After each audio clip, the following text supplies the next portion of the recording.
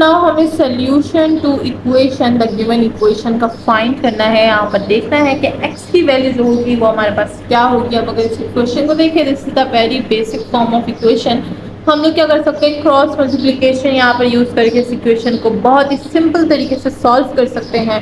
सो यहाँ पर अगर हम देखें 2x प्लस 1 और इसको हम यहाँ पर जो है मल्टीप्लाई कर देते हो जाएगा 3x माइनस ऑफ 1। ठीक है, so this will be the same. यहाँ पर क्या हो जाएगा, मल्टीप्लाई हो जाएगा 3x माइनस 3 हो जाएगा।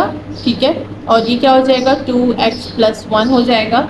x और कांस्टेंट को एक तरफ कर दे तो 2x और ये 3 इधर आ जाएगा तो माइनस में, -3 ये उधर आ जाएगा तो -1। This will be the -x and this will be the -4। इसको जो है हम लोग क्या कर देंगे, अच्छा इन दोनों को माइनस किया, इन दोनों को माइनस किया, 4 बना, इससे ये बना। ठीक है, तो यहाँ पर माइनस और माइनस जो है वो कैंसिल हो जाएगा एंड यहाँ पर हमारे पास जो है x की वैल्यू क्या आ जाएगी, वो आ जाएगी हमारे पास 4।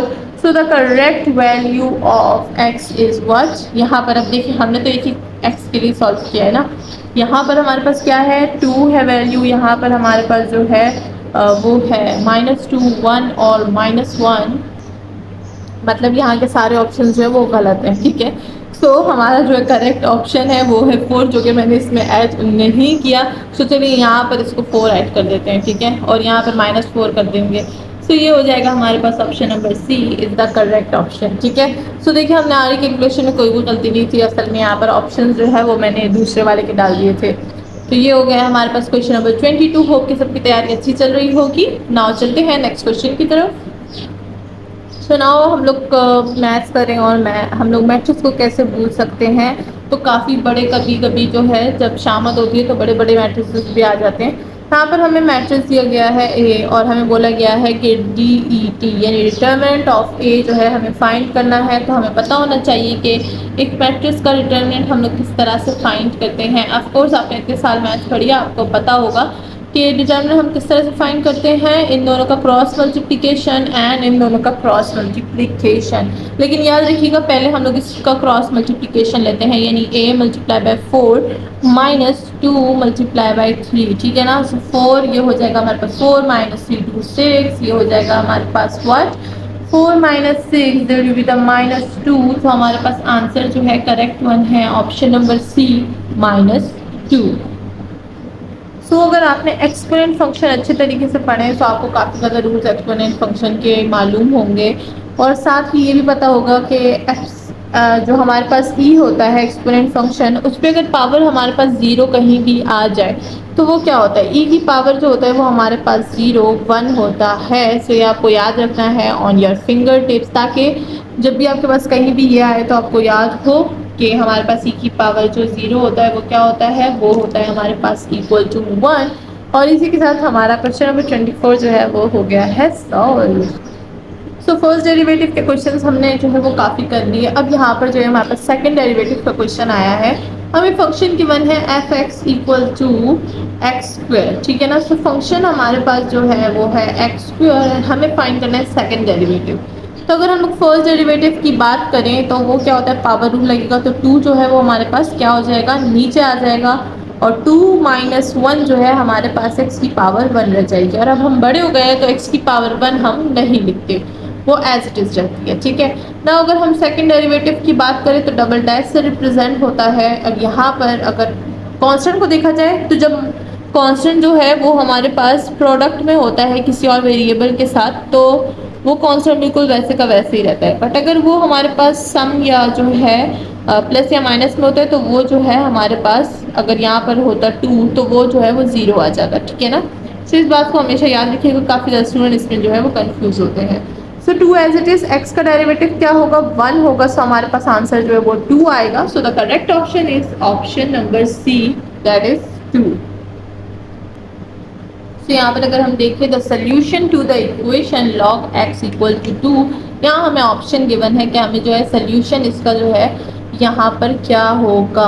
अब यहाँ पर जो है हमें देखना है कि x की क्या वैल्यू हो सकती है कि यहाँ पर हमारे पास 2 आ गया। सो अगर आपको याद हो the basic property of log के log b एंड यहाँ पर b की पावर जो x आता है वो ही हमारे पास x होता है। सो हम लोग ये बेसिक प्रॉपर्टी यहाँ पर यूज़ करेंगे, ठीक है ना। सो अगर यहाँ पर देखा जाए, अगर मैं यहाँ पर लूँ लॉग, हमारे पास ऑप्शन में है 10 को मैं किसी चीज़ की पावर में कन्वर्ट कर सकती हूँ, नो, बट 100 को मैं कर सकती हूँ। अगर मैं 10 लॉग बेस 10 लूँ विद बेस 10 की पावर 2, तो ये हमारे पास क्या होगा, k के इक्वल होता है, यानी पावर के, तो यहाँ पर 2 के इक्वल हो जाएगा। So correct one option is option number B, यानी 100 जो है हमारे पास करेक्ट वन है, ठीक है ना। अगर हम लोग यहाँ पर जो है 10 लेंगे ना, लॉग 10, तो 10 की पावर क्या होगी, 1 होगी, तो आंसर में मेरे पास 1 आएगा। बट हमारे पास जो है आंसर में यहाँ पर क्या आ रहा है, यहाँ पे हमारे पास 2 आ रहा है। सो जो हमारे पास 10 है वो हमारे पास लॉग में नहीं हो सकता। अब अगर मैं यहाँ पर लूँ लॉग बेस, अब मैं भी यहाँ पर बेस पे क्या लूँगी, ये हो जाएगा हमारे पास लॉग बेस 10, तो ये हो जाएगा 0.01। पावर तो क्या होगी, पावर हमारे पास इसकी हो जाएगी 2, ठीक है ना। तो ये हो जाएगा हमारे पास -2 के इक्वल, तो ये भी अनकरेक्ट है। और अगर यहाँ पर मैं 1 के लूँ तो लॉग 1 विद 1 की पावर क्या होगा, 1 की पावर अगर मैं यहाँ पर ले लूँ,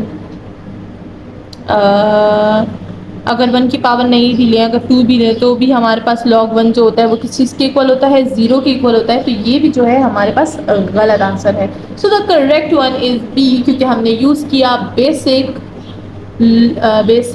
या फिर इसको फंडामेंटल लॉजिक ऑफ लॉग बोल सकते हैं, ठीक है। तो बेसिक प्रॉपर्टी ऑफ लॉग यहाँ पर हमने यूज़ की। तो आपको पता होना चाहिए कि कहाँ पर हम ये जो है basic property of log use कर सकते हैं। तो अब आ गया है यहाँ पर सवाल सीक्वेंस एंड सीरीज का, जिसके लिए मैंने आपको जो है वो चैप्टर बताया था, थॉमस कैलकुलस का 11th chapter of 11th addition. तो वो आई टैब पे यहाँ पर है, आप आसानी से देख सकते हैं।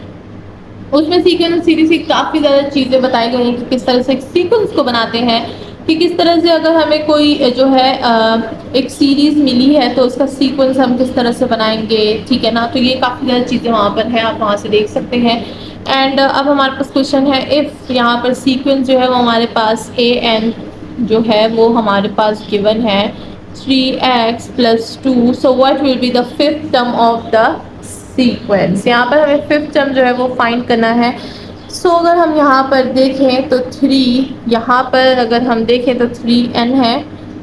अच्छा, n हमें क्या है, फिफ्थ, ये जो फिफ्थ है ये हमारे पास यहाँ पर n है, ठीक है ना, 5n है। तो a5 = 3, 5 + 2, तो 3 5 और 15 होता है, 15 + 2 = 17। सो हमारे पास फिफ्थ टर्म का जो आंसर है क्या आएगा, वो आएगा 17। और इसी के साथ हमारा क्वेश्चन नंबर 27 जो हो गया है वो हो गया है कंप्लीट। होप कि सीक्वेंस एंड सीरीज आपने अच्छी तरीके से पढ़ी होगी, एंड साथ ही आपने चैप्टर नंबर 11 से भी काफ़ी ज़्यादा जो है हेल्प ली होगी।